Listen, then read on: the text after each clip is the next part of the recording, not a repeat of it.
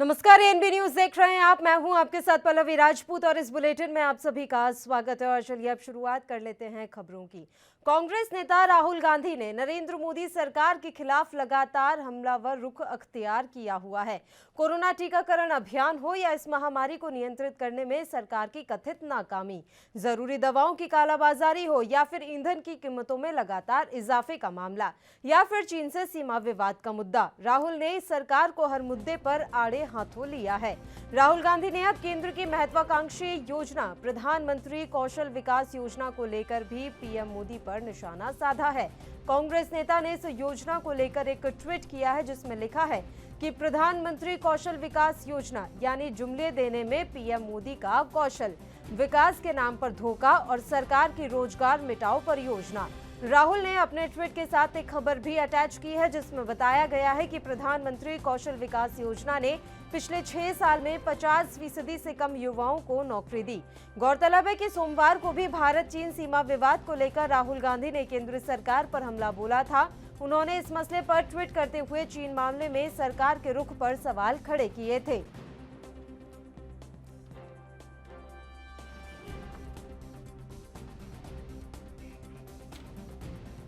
तो राहुल गांधी ने सरकार की खास परियोजना पर सवाल खड़े किए हैं। प्रधानमंत्री कौशल विकास योजना पर राहुल गांधी ने सवाल खड़े करते हुए इसे भी एक बार फिर से पीएम मोदी का जुमला करार दिया है। आपको बता दें कि राहुल गांधी लगातार सरकार के हर कामकाज पर सवाल खड़े कर रहे हैं और आज एक बार फिर से राहुल गांधी ने ट्वीट के जरिए आरोप लगाया है और उन्होंने ये बात कही है कि पिछले 6 साल में इस कौशल विकास परियोजना से 50% से भी कम युवाओं को रोजगार मिला है। तो साफ तौर पर उन्होंने ये आरोप लगा दिया है कि सरकार की हर योजना नाकाफी साबित हो रही है देश के विकास के लिए।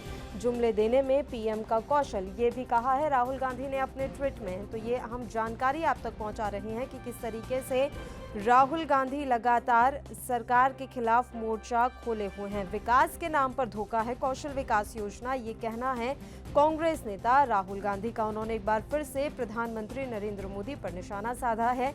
इस बार उन्होंने प्रधानमंत्री कौशल विकास योजना को लेकर हमला बोला है। उन्होंने आरोप लगाया है कि पीएम मोदी ने विकास के नाम पर धोखा दिया है। उन्होंने ट्वीट करते हुए कहा, प्रधानमंत्री कौशल विकास योजना यानी जुमले देने में पीएम का कौशल विकास के नाम पर धोखा, सरकार की रोजगार मिटाओ परियोजना। इससे पहले केंद्र सरकार के खिलाफ मंगलवार को कांग्रेस के साथ विपक्षी दलों ने एकजुटता का प्रदर्शन किया। कांग्रेस ने इसे 2024 लोकसभा चुनाव से पहले एक ट्रेलर बताया। कांग्रेस के पूर्व अध्यक्ष राहुल गांधी के न्योते पर पार्टी के 100 सांसद और 15 विपक्षी दलों के नेता दिल्ली के कॉन्स्टिट्यूशन क्लब में नाश्ते पर मिले। विपक्षी नेताओं ने पेगासस जासूसी मामले पर सरकार को घेरने और दबाव बनाने की साझा रणनीति पर चर्चा की।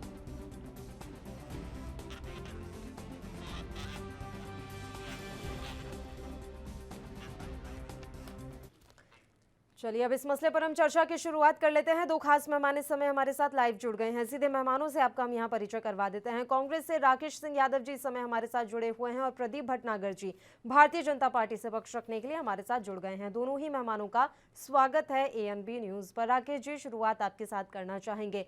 प्रधानमंत्री कौशल विकास योजना पर राहुल गांधी ने सवाल खड़े किए हैं। मैं आपसे जानना चाहती हूँ कि कौशल विकास परियोजना राहुल गांधी को जुमला क्यों लग रहा है? देखिए, जो प्रधानमंत्री कौशल विकास परियोजना है जी, ये 2016 से स्टार्ट हुई है। 2016 से 2020 तक 1 करोड़ युवाओं को प्रशिक्षण देना था और उनको रोजगार उपलब्ध कराना था। इसके लिए बहुत बड़ा बजट 12,000 करोड़ का बजट रखा गया। 12,000 करोड़ का बजट दिया गया इस योजना को काम करने के लिए।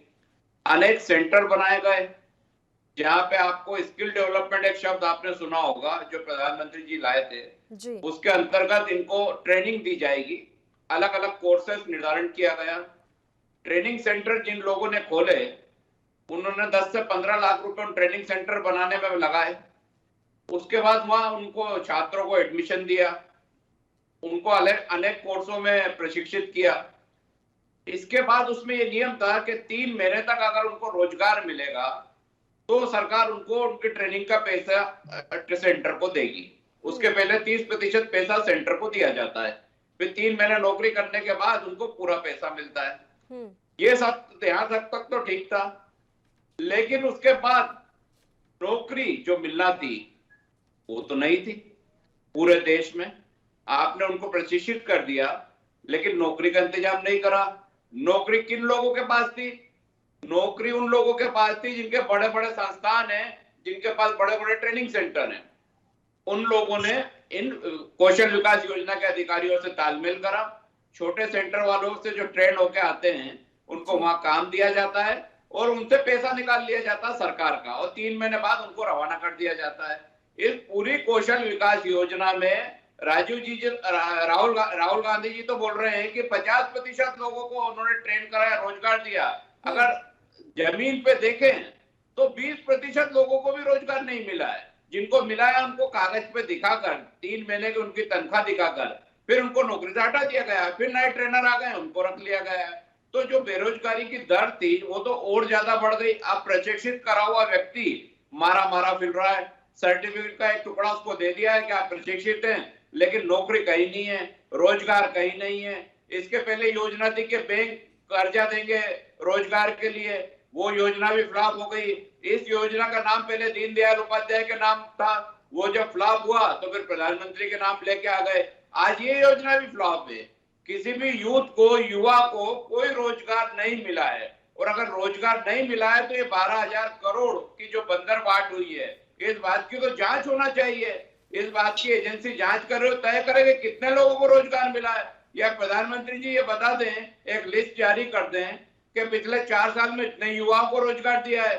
अगर इस बातों का जवाब नहीं है तो असफलता स्वीकार करना चाहिए। ठीक है, बताइए प्रदीप भटनागर जी। और मैं आपको यहाँ पर जानकारी भी देना चाहूंगी सर कि इतिहास में, देश के इतिहास में ये पहली बार है जब इतने रिकॉर्ड स्तर पर बेरोजगारी देश में पहुंच गई है। इस पर भी मैं आपका रिएक्शन चाहूंगी, ऐसा क्यों हुआ? 12 करोड़ से ज्यादा बेरोजगारी है सर। प्रदीप जी से है ये मेरा सवाल, बताइए प्रदीप जी। जी पल्लवी जी, अभी जो इतना लंबा जो अभी सुन रहे थे, आप बता दो तो राहुल जी सुन के राज्यसभा में सुनते हैं और जो अखबार में उसको आप ट्विटर पे डाल देते हैं।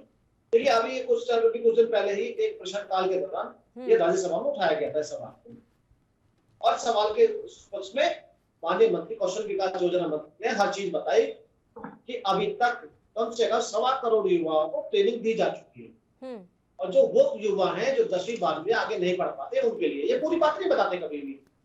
उनके कभी उन्होंने योजना बनाई नहीं कभी कि जो बच्चे नहीं पढ़ पाए, मन नहीं था 10वीं 12वीं बाद कैसे योजना आनी चाहिए, क्या नहीं, उसके विषय में ये नहीं बताया। क्योंकि एक राज्यसभा प्रश्नकाल हुआ, किसी इनके मंत्री ने उठाया था, अब उसको पढ़कर क्या करा, राहुल जी क्या था नकल करने की, वो नकल करी जो बच्चा करता है जैसे 10वीं 12वीं में, और सिर्फ इसमें साफ कहा गया कि इसमें करीब करीब भारत के 700 जिलों से अधिक और 37 क्षेत्रों में ये योजना चल रही है। ये उन बच्चों के लिए 10वीं 12वीं पढ़ने पाते, और उससे लाभार्थी को मिला भी है। और अभी भी कम से कम पोर्टल पे 1 करोड़ 37 लाख उम्मीदवारों ने नामांकन कर भी रखा है, ये नहीं बता रहे। और इस जो 1200 करोड़ जो बता रहे हैं, इस पे अभी 948 समथिंग करोड़ रुपए खर्च भी हो चुका है। अगर ये जो इल्जाम लगा रहे हैं कि ट्रेनिंग चली 3 महीने रहे और बच्चा बाहर निकला है झूठ में, भाई आप तथ्य रखिए ना, चुप क्यों बैठे हैं? आपने उनके खिलाफ एफआईआर क्यों नहीं कराई? आपने इतना बड़ा भारत में, आप भारत के नागरिक हैं, आपको देश हित के अंदर एक देश धर्म के लिए आपको इस चीज की एफआईआर कंप्लेंट करनी चाहिए थी उन लोगों के खिलाफ जो ये काला धंधा चला रहे हैं। तो उसमें आपने क्या किया? आपने बैठ के कितना इजीली यह बोल दिया। क्या आपका कोई कर्तव्य नहीं है ऐसे लोगों को जेल भिजवाने के लिए? अगर आपको लगता है ऐसे लोगों ने किया, पहले तो उस धांधली करने वाले को बहुत योजनाओं को इस अमल करना पड़ेगा, बहुत चीजें दिखानी पड़ेंगी। ट्रेनिंग स्कूल चलाना भी आसान नहीं है, प्रधानमंत्री कौशल योजना का, उसके लिए पूरी चीजें पूरी करनी होती है, उसे प्रतिक्रिया, उसके बाद तो कोई जाके उसको सेंटर मिलता है।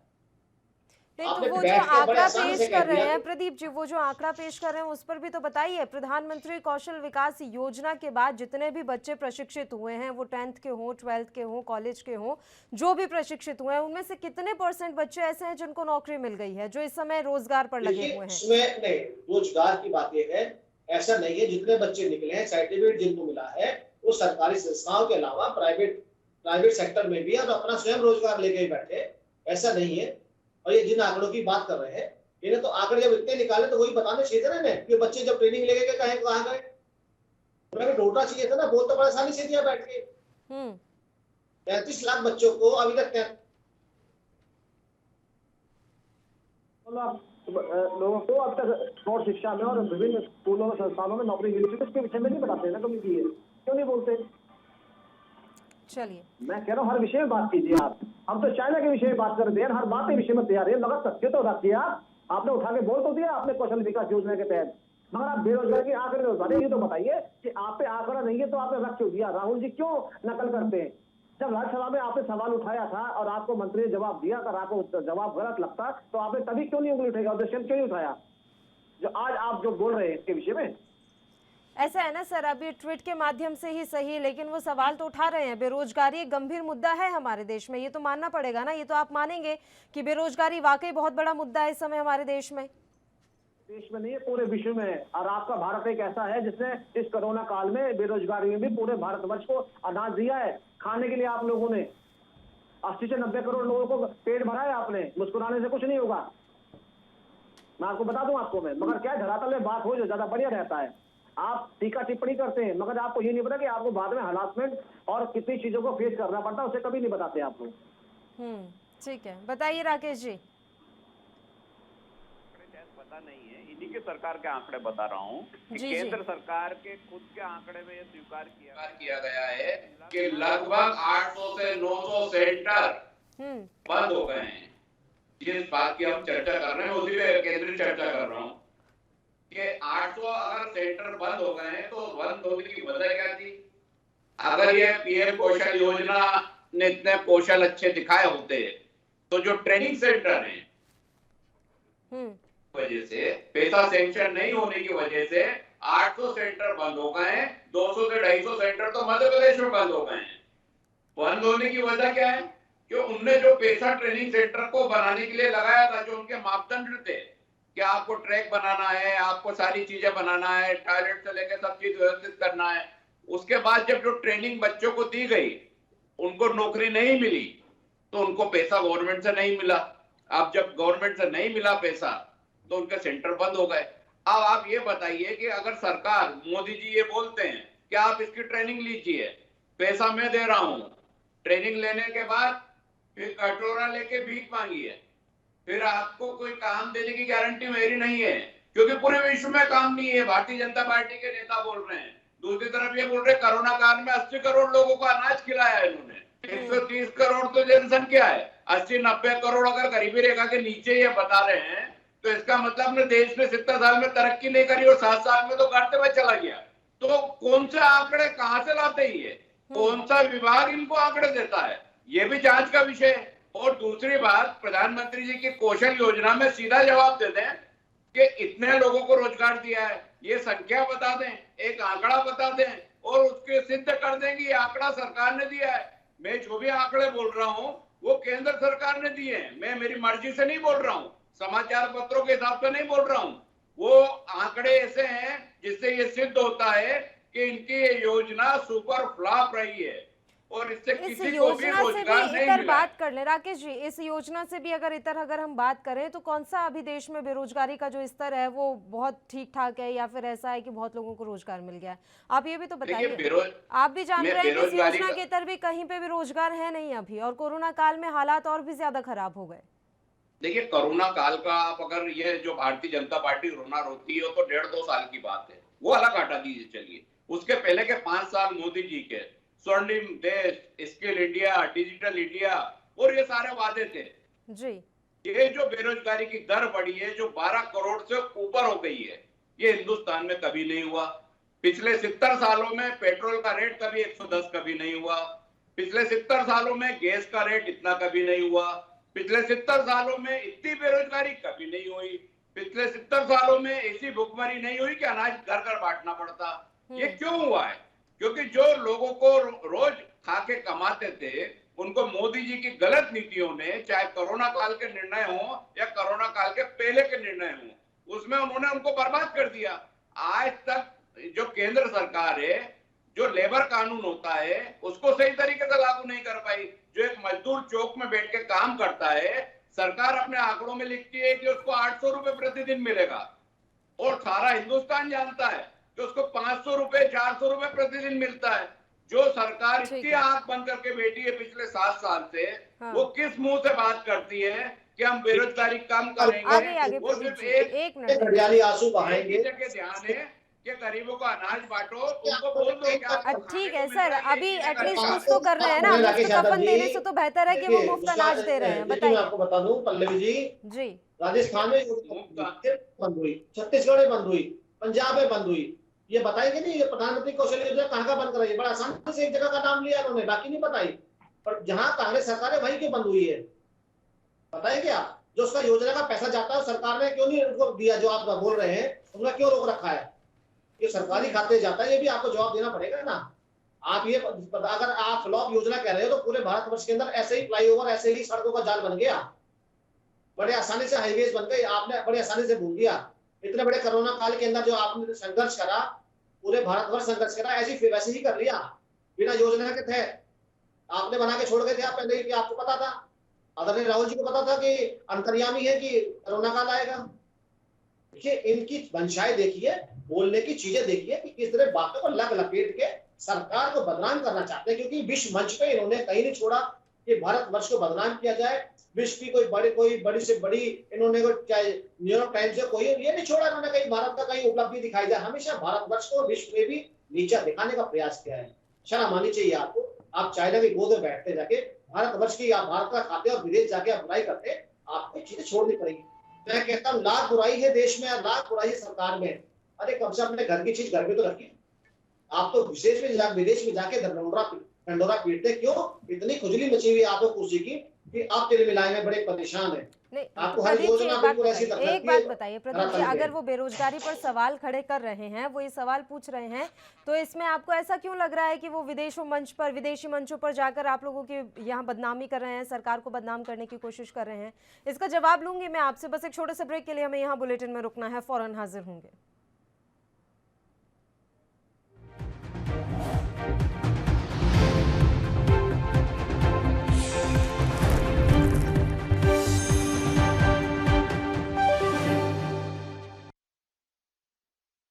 ब्रेक के बाद एक बार फिर से आप सभी का स्वागत है। राहुल गांधी ने बेरोजगारी को लेकर आज एक बार फिर से ट्वीट के माध्यम से सवाल खड़े किए हैं। साथ ही उन्होंने प्रधानमंत्री कौशल विकास योजना जो है उस पर भी सवाल खड़े किए हैं और कह दिया है कि यह योजना सरकार का सिर्फ एक जुमला है, इसका कोई फायदा धरातल पर नहीं हुआ। इसी मसले पर हम चर्चा कर रहे हैं। दोनों मेहमान लगातार हमारे साथ जुड़े हुए हैं। बताइए प्रदीप जी, ब्रेक पर जाने से पहले मैं आपसे पूछ रही थी कि अगर विपक्ष सवाल खड़े कर रहा है, आपसे आपकी नीतियों के बारे में पूछ रहा है, तो यह आप हमेशा गलत क्यों लेकर जाते हैं? और दूसरा एक चीज और मैं इसमें ऐड कर दूं सर, एक साइट है, आप भी जानते होंगे उसके बारे में, centre for monitoring Indian economy, इसकी रिपोर्ट आई है एक दिन पहले और इस रिपोर्ट के अनुसार 80% घरों में नियमित आय का इस समय हमारे पास कोई साधन नहीं है। इस रिपोर्ट के बारे में आप क्या कहेंगे? और ये रिपोर्ट राहुल गांधी ने नहीं लिखी और ना ही कांग्रेस पार्टी ने लिखी है।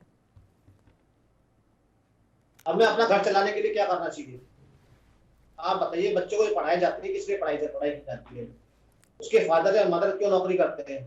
घर चलाने के लिए। आपने इतना आंकड़ा तो बताया, मगर किसी चीज का भी करने के लिए योजना बनानी पड़ती है। कौशल विकास बनाइए। आपको पता है 19 उत्तर प्रदेश के अंदर चालू करी गई है, महाराष्ट्र में चालू की गई है, सरकारी चीनी मिलें पड़े क्यों चाहिए? रोजगारों के लिए तो चालू की गई है। इसलिए आपने जो कोर्स करा है आपने मीडिया का, आप देखिए ना चैनल चला है, चैनल को सब्सिडी है या फाइनेंशियल तभी तो चालू हुआ ना, रोजगार आपको मिला है। ऐसी ही कौशल विकास योजना चलाई, उसमें भी चीजों को लाया गया कि बच्चा अपना स्वयं रोजगार कर सके। आपको जो आंकड़े हैं वो किस तथ्यों पर आंकड़े बनाए हैं इसको मैं नहीं जा पाऊंगा। पहली चीज मैं इस चीज के बारे में बता दूं, किस चीज को धरातल पे ये वही भारतवर्ष है, उसने आजादी का कितनी गरीबी देखी है। अगर इतना बड़ा हाईवेज का जाल अगर बिछ रहा है तो ऐसे नहीं बिछ रहा है। और जो बच्चे काम कर रहे हैं वो भी वहां आप देख रहे हैं, वो भी परिवार चल रहा होगा।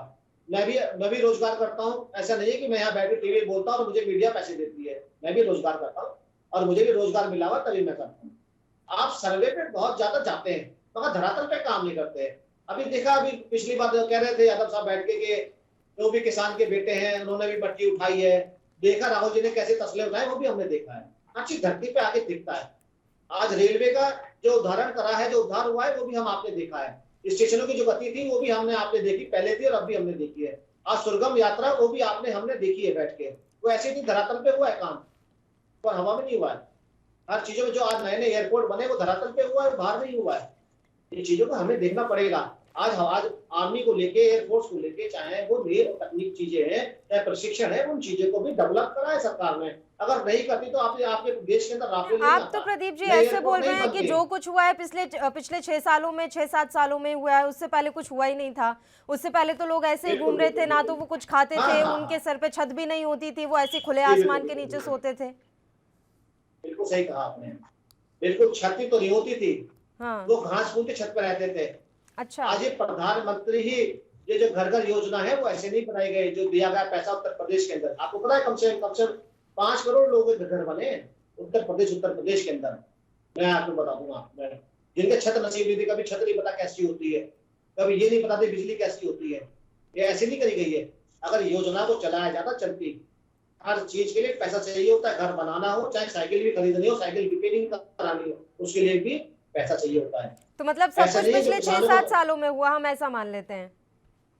पिछले 6-7 सालों में हुआ, सब कुछ हुआ सर। जिस गति से, देखिए जिस गति से होना चाहिए था उस गति से नहीं हुआ। जो पैसा उत्तर प्रदेश के लिए चलता था या किसी राज्य के लिए चलता था, तो रास्ते में हाथी खा जाता था। 1 रुपया चलता था, 5 पैसे पहुंचते थे, दलाल इतने थे बीच में। वो योजना तक गरीबों तक नहीं पहुंच पाती थी। कि हमने देखा है, क्योंकि आप तो युवा पीढ़ी है, मैं 46 साल की उम्र, मैंने देखा उत्तर प्रदेश का हाल। आप गाजियाबाद से आप आगे जाइए ना, देखिए क्या हाल है। ये वही पूर्वांचल है जिसको आज कहते हैं कि काशी देखिए, अयोध्या देखिए, जिन्होंने हमेशा कभी विकास नहीं होने दिया। आज हमें प्रैक्टिकल देखना पड़ेगा। आप थ्योरिकल देखते हैं, हम प्रैक्टिकल देखते हैं, फर्क ये है। युवा पीढ़ी थ्योरिकल देखती है, हम प्रैक्टिकल देखते हैं। अगर आप प्रैक्टिकल देखेंगे तभी है। देखिए ये हाईटेक है कि मैं मोबाइल पे डिबेट कर रहा हूँ बैठ के। आज पहले हमें कैमरा चाहिए था, अच्छी चाहिए थी। ये हाईटेक देश को बनाया गया है ना, विकसित किया, इसको नहीं बना ना। आपकी योजना युवा पीढ़ी जो प्रशिक्षण या वैज्ञानिक बनी है, या बिना पढ़े थोड़ी ना बनी है। उनको नए इक्विपमेंट चाहिए। आज आपके जो ओलंपिक में गेम खेल रहे हैं बच्चे इंडिया के, अगर उन्हें प्रशिक्षण अच्छा मिला होता, अच्छे स्टेडियम होते, अच्छे जिम होते, तो आज केवल 24 ही गए। और पहली बार जब से ओलंपिक पूरे विश्व में होता है, कि पहली बार है इतने बड़ी खिलाड़ी, इतनी बड़ी टीम हमारे देश से ओलंपिक में गई है। ये कम बात नहीं है। आज आपने स्टेडियम आज भी देखे, पहले के स्टेडियम में। हम ये नहीं करें कांग्रेस ने काम नहीं किया, काम किया। जो दलालों के बीच में रह के काम किया ना, वो थोड़ी समस्या थी। हमने ओलंपिक गेम देखे 2010 के, ये 100 रुपए का छाता कितना 1000 रुपए का है, हमने देखा वो भी। चीजों को अमल लाने वाली चीज है। कि आज क्या है, आप कितना हाईटेक बनाया आपने। अगर मोदी जी काम कर रहे हैं, तो मैं तो कहूंगा कि अधिकार नहीं है बैठने का। और लगता है देश की जनता को मोदी जी ने केवल जुमले दिए हैं, तो जनता सिखा देगी चुनाव में आएगा। हमें तो परवाह नहीं है कुर्सी की, ना भारतीय जनता पार्टी ने कुर्सी की राजनीति करी है। देश हित के लिए आए हैं, देश हित के लिए काम करेंगे। आज जनता नकार दे हमारे को, स्वागत है वो भी। जनता ने काम के लिए बैठाया, तो कानून भी बनाएंगे, कानून पे अमल भी कराएंगे, और जो देश हित के लिए काम है वो भी करेंगे। हमें कोई परवाह नहीं है विपक्ष क्या कहता है, गाली बकता है, बदतमीजी बोलता है। आदरणीय मोदी जी ने ये बना रखी है अपनी चीजें, कि जो मुझे गाली बक रहा है, जो डंडा मार रहा है, मुझे मारने दो, जो काम कर रहा हूं करूंगा। इसीलिए इतने जो कानून बने, देखिए ना कितना विरोध है। सीए के लिए कितना राहुल जी उथल पुथल हुए, प्रियंका जी आप वहां गई। चलिए सर, अभी बेरोजगारी पे रह लेते हैं। अभी सीए और एनआरसी पर किसी और दिन बात कर लेंगे। अभी बेरोजगारी के मुद्दे पर ही चर्चा कर लेते हैं। जी बिल्कुल, मैं यही कह रहा हूँ आपसे कि अगर रोजगारी की बात करें, आप प्रदेशों में जाके देखिए, राजस्थान के अंदर अभी भी कम से कम 36,000। पूरा देश सिर्फ 4 राज्य नहीं है कि हम महाराष्ट्र, छत्तीसगढ़, झारखंड और राजस्थान पर बात कर लें, और वो पूरा देश और पंजाब पे बात कर लें। देश में बहुत राज्य हैं सर, और हर राज्य के बारे में बात होनी चाहिए। कांग्रेस शासित राज्यों पर क्या मतलब है सर, आप ही बताइए। आप खुद ये समझ रहे हैं? मैं तो कह रहा हूँ हर राज्य की बात है, राज्य का अधिकार है रोजगार देने का। केंद्र सरकार ने जितने राज्य बनाने का तो अधिकार है, और उनको देना चाहिए। सर रोजगार क्यों नहीं दे रहे वो, उसके विषय में बात होनी चाहिए ना। चाहे वो प्रदेश कांग्रेस के हो, चाहे वो प्रदेश बीजेपी के हो, चाहे वो वामपंथियों के हो, बात सब पे होनी चाहिए। चाहे वो तृणमूल कांग्रेस के हो, कि आप रोजगार क्यों नहीं दे रहे। केंद्र पे उंगली उठा तो रहे हैं आप रोजगार के लिए, प्रदेश सरकार ने क्यों रोक रखी है, क्यों नहीं दे रहे, आप बताइए ना। उसके विषय में तो पूछेंगे ना। बताइए राकेश जी, क्या कर रही हैं प्रदेश सरकारें, अपनी जो राज्य की सरकारें हैं वो किस तरीके से रोजगार का सृजन कर रही हैं? देखिए, मैं शुरुआत वहां से करता हूं कि देश के इतिहास में एक शासक ऐसा हुआ था जिसने पूरे भारत को लूटा था। वो मुगल सम्राट था बाबर, जो उसका भी टैक्स लगता था हर बात का। आज देश के इतिहास में एक नाम और लिखा जाएगा जिसने 7 साल में खुशहाल देश को पूरा बर्बादी की कगार पे ला दिया है। आप देश का एक एक नागरिक ये पूछना चाहता है प्रधानमंत्री नरेंद्र मोदी जी से कि ऐसा कौन सा तूफान खड़ा हुआ 2014 से 2021 तक पेट्रोल के भाव बढ़े, 1 रुपया भी कम नहीं हुआ। ऐसा कौन सा तूफान हुआ कि सरसों का तेल का भाव 200 रुपए लीटर हो गया। ये कैसा राज है, ये कैसा खुशहाल भारत है। 14 के पहले जो देश जीता था आज 14 से लेके 21 को मरने की कगार पे पहुंच गया है।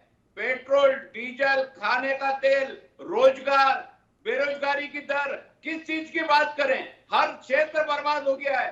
किसान जो बोलते थे कि हम इस देश की शान है, वो सड़कों पे 1 साल से भूखे पड़े हुए हैं, आंदोलन कर रहे हैं। और यहाँ के बादशाह अपने महल की तैयारी कर रहे हैं कि नया प्रधानमंत्री निवास बनाएंगे। क्या उपलब्धि है 7 साल की, सिर्फ देश को बर्बाद करने में लगातार ताबूत में एक एक कील ठोकते गए। देश की आबादी के लिए अगर कुछ काम करा होता तो इस देश की जरूरत ही नहीं होती। आज ये बात ही नहीं करते कि डीजल, पेट्रोल, तेल के लोगों के जीने का अधिकार बचे हैं या नहीं बचे। 7 स्टार बंगला बनाया था उन्होंने और सरकार ने नकारा बना के बाहर निकाल दिया, जिसमें आदरणीय केजरीवाल साहब रहते हैं दिल्ली के सीएम है। ऐसे प्रधानमंत्री से देश सवाल पूछना चाहता है कि इस देश को बर्बाद करने का हक किसने दिया है। देश को खुशहाली के लिए प्रधानमंत्री बनाया था, देश को बर्बाद करने के लिए नहीं बनाया था। आज युवा पूछता है उसका रोजगार कहाँ है, उसको रोजगार कौन देगा, कौन सी सरकार देगी। ये सारे सवाल 2019 में कहाँ चले गए थे, मैं आपसे जानना चाह रही हूँ राकेश जी, ये सारे सवाल 2019 में कहाँ चले गए थे। युवा भूल गया था, वोटर भूल गया था कि हम बिल्कुल बर्बादी के कगार पर आकर खड़े हो गए और हमें अभी और बर्बाद होना है, इसलिए फिर से इन्हें जिता दो। आज जो बहस हो रही है आप भी जानते हैं कि इसी बात को लेकर कितना रोजगार मिला, युवा भी जानता है।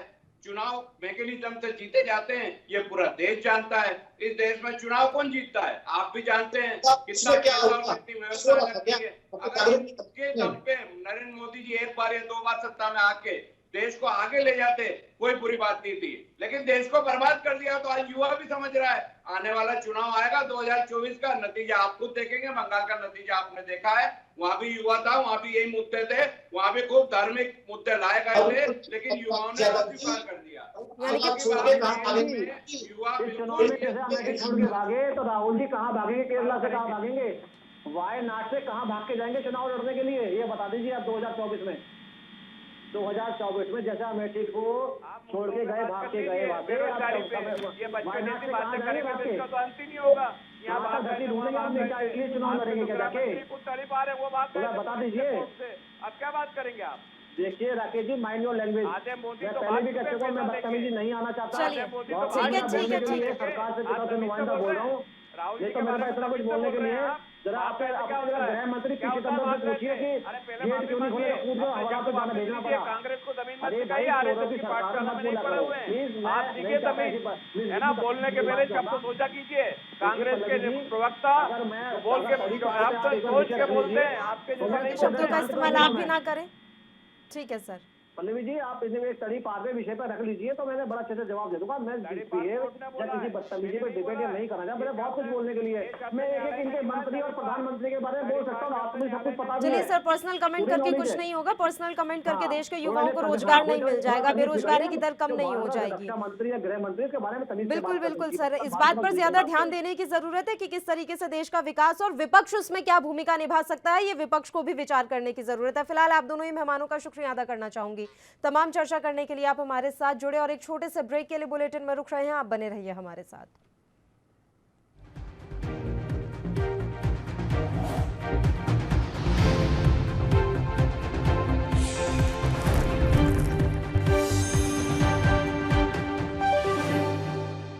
ब्रेक के बाद एक बार फिर से आप सभी का स्वागत है। रुख करते हैं अगली खबर का। 1 अनार 100 बीमार, यह कहावत तो सुनी ही होगी आपने, पर क्या कभी इसे चरितार्थ होते हुए देखा है? पिछले कुछ दिनों से देश की राजधानी नई दिल्ली में विपक्षी एकता के नाम पर जो खेल चल रहा है, यह मुहावरा उस पर बिल्कुल फिट बैठता है। 1 अनार यानी प्रधानमंत्री का पद एक ही, पर विपक्ष से अब नित नए दावेदारों की संख्या बढ़ती जा रही है।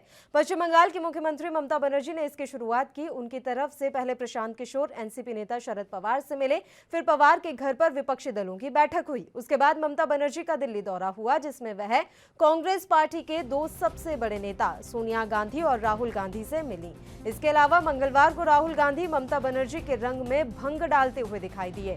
जिसका डर था वही हुआ। कांग्रेस पार्टी इतनी आसानी से हथियार डालकर ममता बनर्जी को विपक्ष की तरफ से प्रधानमंत्री पद का दावेदार नहीं बनने देगी। और अब बात उनकी जो राहुल गांधी के नाश्ते पे चर्चा में शामिल हुए, जहां एनसीपी के कुछ बड़े नेता राहुल गांधी के साथ नाश्ता कर रहे थे।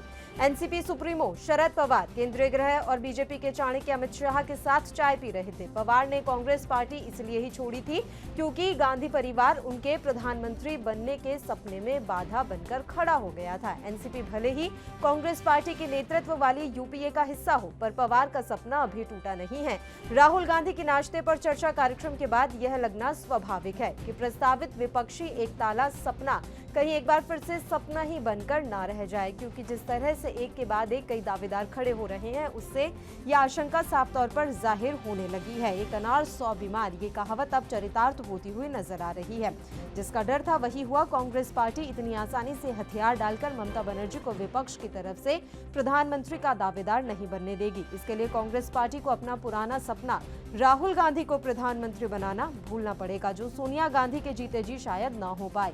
कांग्रेस पार्टी ने बेवजह ही इतनी कुर्बानियां नहीं दी हैं। कई नेता या तो पार्टी छोड़कर चले गए या फिर जो भी राहुल गांधी के रास्ते में आता दिखा उसे दरकिनार कर दिया गया। राहुल गांधी को बड़ा नेता बनाने के चक्कर में कांग्रेस पार्टी इसलिए अपनी दुर्दशा नहीं करवाई है कि पार्टी ममता बनर्जी को प्रधानमंत्री बनाने पर राजी हो जाए।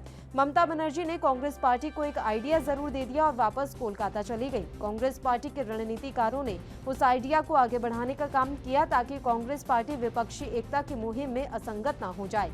इसके लिए जरूरी था कि राहुल गांधी को उनके कंफर्ट जोन से बाहर निकाला जाए ताकि वह सीजनल नेता ही बनकर ना रह जाएं। राहुल गांधी ने हामी भी भर दी और आनंद फानन में नई दिल्ली के कॉन्स्टिट्यूशन क्लब में नाश्ते पर चर्चा का कार्यक्रम बना, जिसमें 17 विपक्षी दलों को न्योता भेजा गया।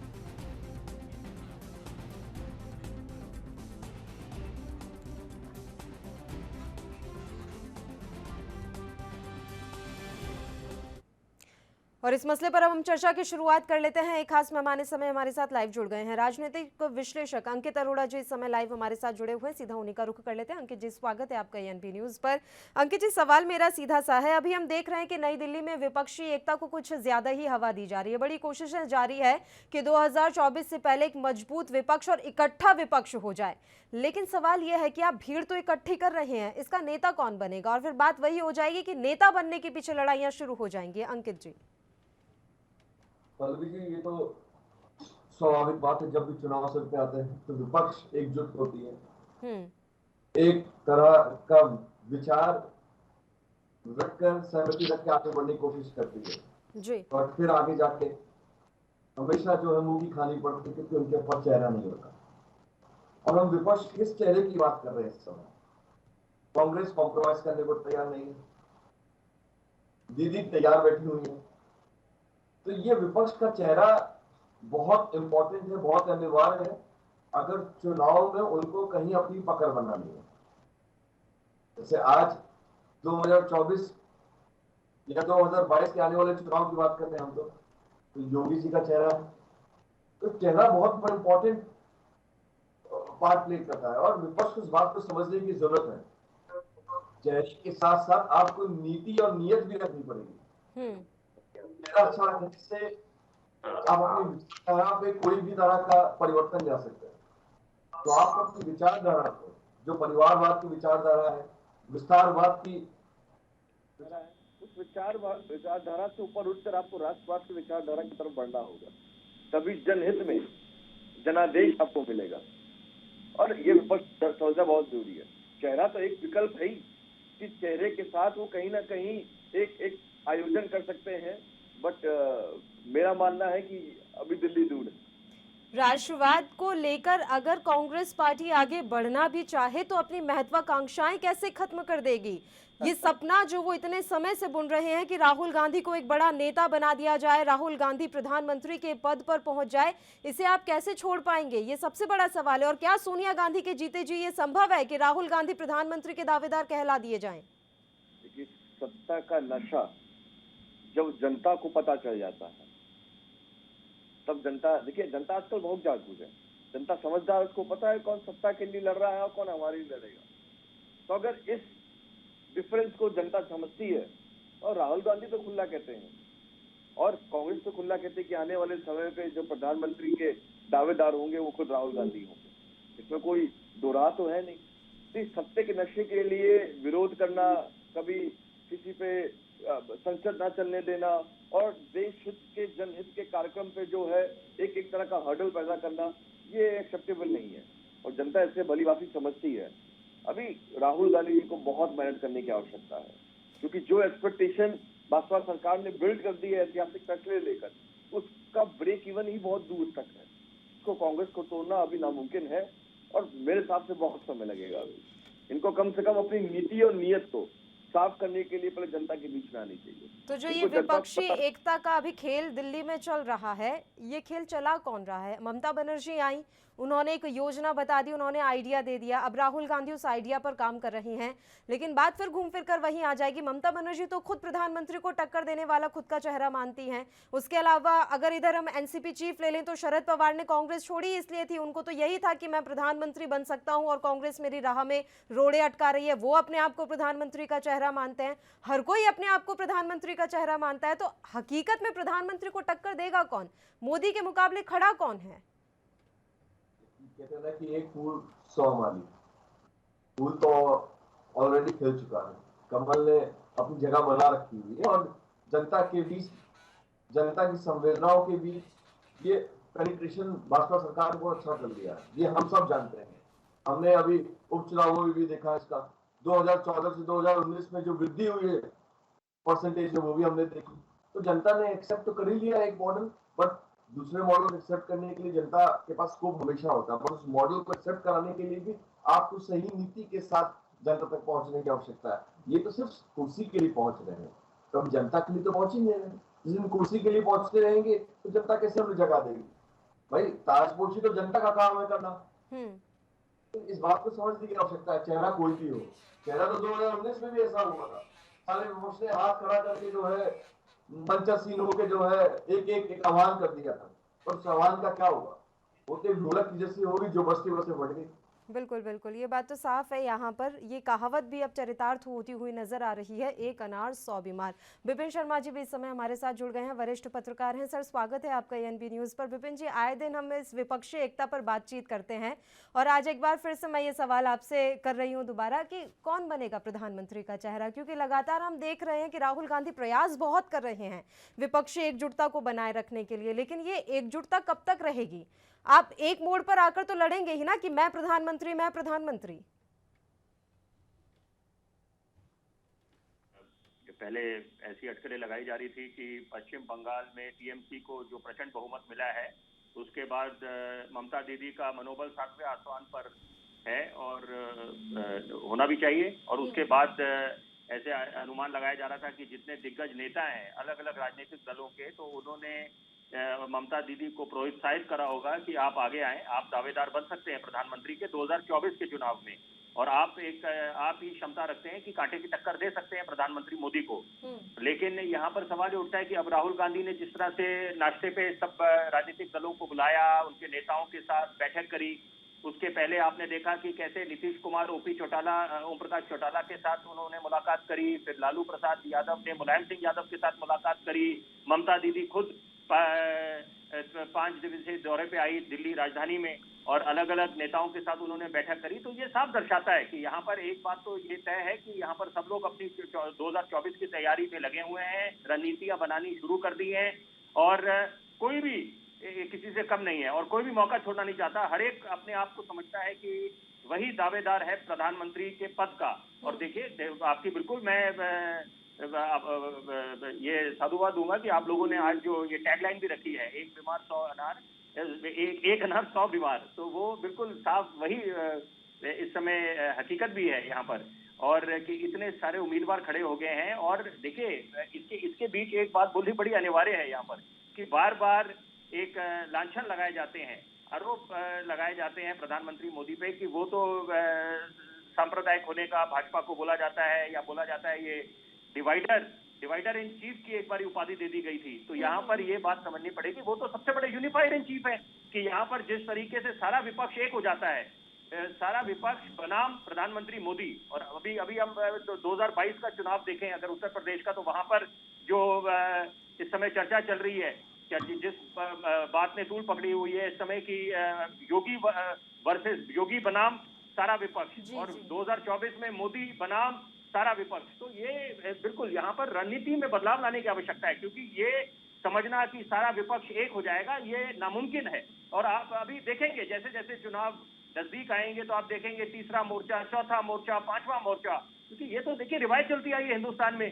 और आम आदमी के दृष्टिकोण से कौन सोच रहा है, ये सोचने लायक बात है। यहाँ पर आम आदमी की क्या अपेक्षा है, क्या कभी यहाँ पर है सर विपिन जी, अगर हम यूपी का भी चुनाव देख लें या फिर हम केंद्र की भी बात कर लें, दोनों के ही बिहाफ पे मैं ये बात बोल रही हूँ, जब भी विपक्षी एकता या विपक्षी भीड़ की बात चलती है तो बसपा खुद को हमेशा अलग रखती है। वो यूपी के भी संदर्भ में हमने देख लिया है, अभी भी जो कुछ चल रहा है यूपी में, केंद्र के संदर्भ में भी ये बात बैठती है। और इसके अलावा अब आम आदमी पार्टी ने भी खुद को अलग रखना शुरू कर दिया है। इन दोनों की रणनीति को किस तरह से देखा जाए? का सवाल बहुत अहमियत रखता है पल्लवी जी, और देखिए उसके पीछे बड़ा साफ सा निष्कर्ष निकलता है। अगर हम पहले समाज बसपा की बात करें, बहन मायावती की बात करें, तो वहां पर देखिए एक वो भली भांति समझती है कि अगर कांटे की टक्कर या आपस में मैदान में 2022 के उत्तर प्रदेश के चुनाव में कोई है तो वो समाजवादी पार्टी और भाजपा। तो समझदारी इसमें है कि आप किसको समर्थन दें। पहले हमने देखा 2019 में महागठबंधन का गठन हुआ कि बुआ भतीजा एक साथ आए, लेकिन उसके बाद क्या नतीजे निकले वो सबके सामने है, किसी से छुपा नहीं है। तो यहाँ पर वो भी हर एक कदम फूक फूक के लेगी, और हर एक राजनीतिक दल, उनके दिग्गज नेता बहुत सोच समझ के कदम उठाते हैं, और यहाँ पर ज्यादा इसमें निष्कर्ष निकालने की आवश्यकता नहीं है। क्योंकि देखिए पहले क्या होती थी, क्या एक रिवायत थी यहाँ पर कि यहाँ पर सीबीआई का खौफ दिखाया जाता था। कोई ना कोई तो कारण रहा होगा। माननीय सर्वोच्च न्यायालय ने जब कहा था कि ये वो तोता है जो पिंजरे में बंद है, तो उसको खौफ दिखा के समर्थन लिया जाता था, जो बहुत दुर्भाग्यपूर्ण है। अगर आप एक आम आदमी के दृष्टिकोण से देखें तो ये ट्रेंड बहुत दुर्भाग्यपूर्ण है। तो यहाँ पर होता है। और फिर जब अगर किसी के खिलाफ कार्रवाई हो, किसी भी राजनीतिक दल के खिलाफ, आप इनकम टैक्स की रेड मारें या ईडी वाले पहुंचे, तो वहां बोला जाता है वेंडेटा। एक अंग्रेजी का हमने नया शब्द सीख लिया है, ये वेंडेटा, विंडिक्टिव हो रही है सरकार। तो यहाँ पर यानी इसका मतलब तो ये साफ हुआ कि सरकार को बिल्कुल हाथ पे हाथ धर करके बैठ जाना चाहिए और कोई कार्रवाई किसी के खिलाफ नहीं होनी चाहिए। एक आम आदमी अगर कोई पकड़ा जाएगा तो एक आम आदमी पकड़ा जाएगा। बड़े दिग्गज नेता तो बिल्कुल इनके तो जो दामन है वो बिल्कुल पाक साफ है। तो ये बातें देखिए समझने वाले सब समझते हैं, जो ना समझे वो अनाड़ी है यहाँ पर इसमें। और दूसरी बात, आम आदमी पार्टी की बात अगर करें तो यहाँ पर आम आदमी पार्टी जिस अंदाज में अलग अलग राज्यों में अपनी चुनावी रणनीति के साथ उतर रही है, तो उससे साफ ऐसा प्रतीत होता है इस समय वर्तमान परिस्थितियों में कि यहाँ पर वो दिन भी दूर नहीं जब ये कांग्रेस को एक अहम भूमिका निभाएंगे विपक्ष की तरह, और यहाँ पर विपक्ष नंबर 1 बन के उभरेंगे। बिल्कुल विपिन जी, आपको मैं थोड़ी देर के लिए रोक रही हूँ। एक बार सीधी तस्वीरें हम अपने दर्शकों को दिखा देते हैं। नवजोत सिंह सिद्धू इस समय क्या कुछ कह रही हैं। कानून बनाने का अधिकार सेंटर खो नहीं सकता। It is a state subject. इस करके ਅਸੀਂ ਆਪਦਾ ਕਾਨੂੰਨ ਬਣਾਈਏ ਔਰ ਇਹਨਾਂ ਨੂੰ ਸਿਰੇ ਤੋਂ ਰੱਦ ਕਰੀਏ, ਇਹਨਾਂ ਨੂੰ ਨਕਾਰੀਏ ਔਰ ਉਹ ਜੁਰਤ ਦਿਖਾਈਏ ਜਿਹੜੀ ਅਸੀਂ ਐਸਵਾਈਐਲ ਵਿੱਚ ਦਿਖਾਈ ਸੀ। सिद्धू साहब एक फोटो कर लीजिए, सिद्धू साहब। तो नवजोत सिंह सिद्धू कृषि कानूनों के मसले पर अपनी प्रतिक्रिया देते हुए यहाँ पर नजर आ रहे हैं। वो लगातार इस बात को दोहरा रहे हैं कि सरकार को इन कृषि कानूनों को रद्द करना ही पड़ेगा। अपने मुद्दे का हम रुख करते हैं, लेकिन उससे पहले एक छोटे से ब्रेक के लिए भी यहाँ रुक लेते हैं। फौरन हाजिर होंगे।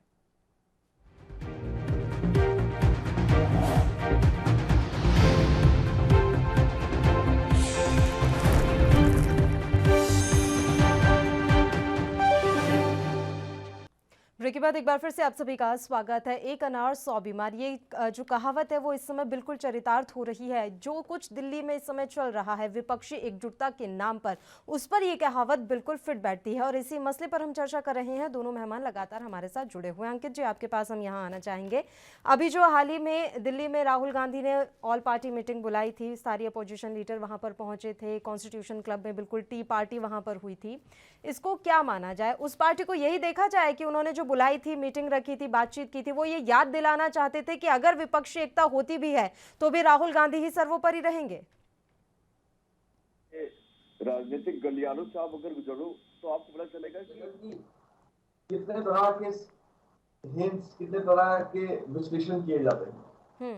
देखिए, जब कोई बड़ा नेता सभी नेताओं को बुलाता है, इसका मतलब ये है, और सब नेता उस मीटिंग में पहुंच जाते हैं, इसका मतलब ये है कि वो सम्मान जारी है। और वो सम्मान क्या वो जनता देगी, क्या वो जनादेश मिलेगा, वो सबसे महत्वपूर्ण बात है।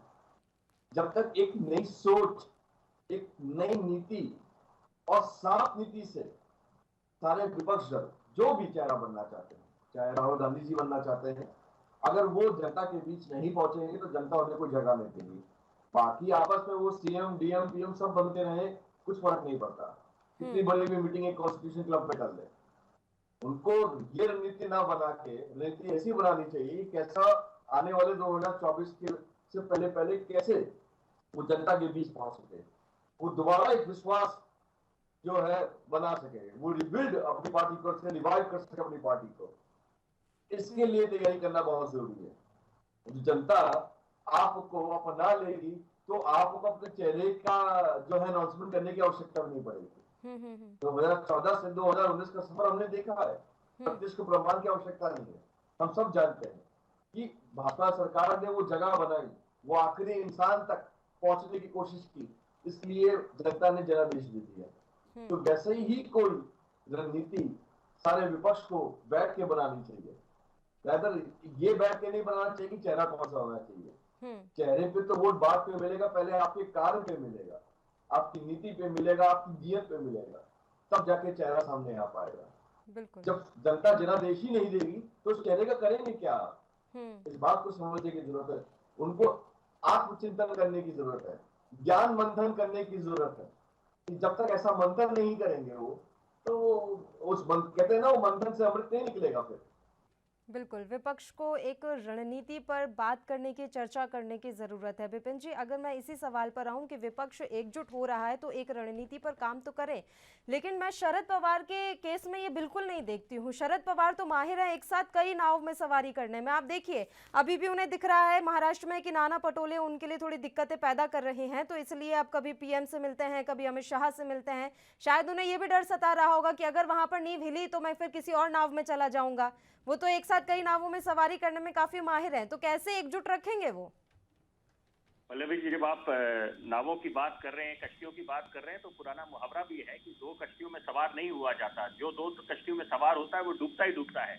तो यहाँ पर तो हम कई कश्तियों की बात कर रहे हैं, कई नावों की बात कर रहे हैं।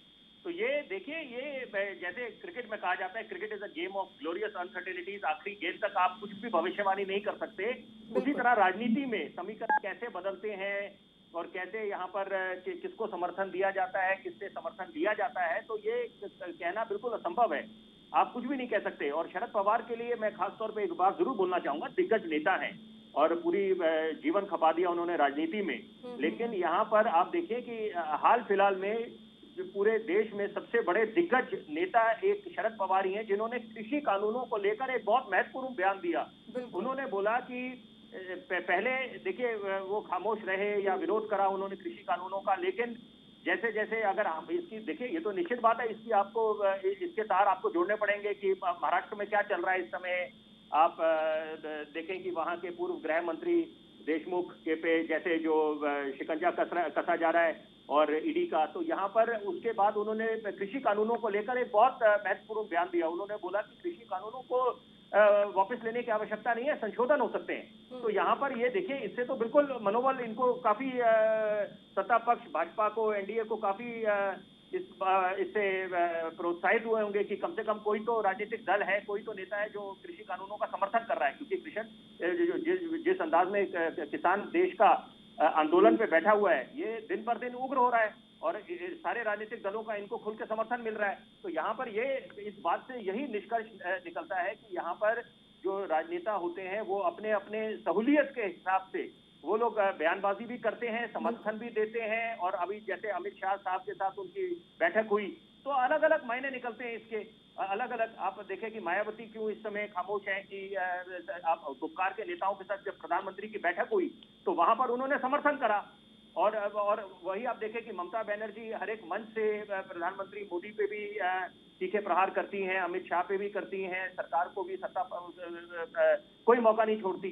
तो यहाँ पर वही बात है कि अगर मायावती क्यों खामोश है। आम आदमी पार्टी के बारे में मैं खासतौर पे जरूर बोलना चाहूंगा कि आम आदमी पार्टी देखिए यहाँ पर एक बहुत मजबूत स्थिति में आई हुई है इस समय। आप देखें कि उत्तराखंड के चुनाव जो है, उत्तर प्रदेश के चुनाव है, पंजाब के, गोवा के, यहाँ पर उनको भली भांति पता है कि यहाँ पर वो एक बहुत कांटे की टक्कर देंगे जो भी सत्ता में है इस समय, जो भी सरकार, जिस राजनीतिक दल की भी सरकार है अलग अलग राज्यों में।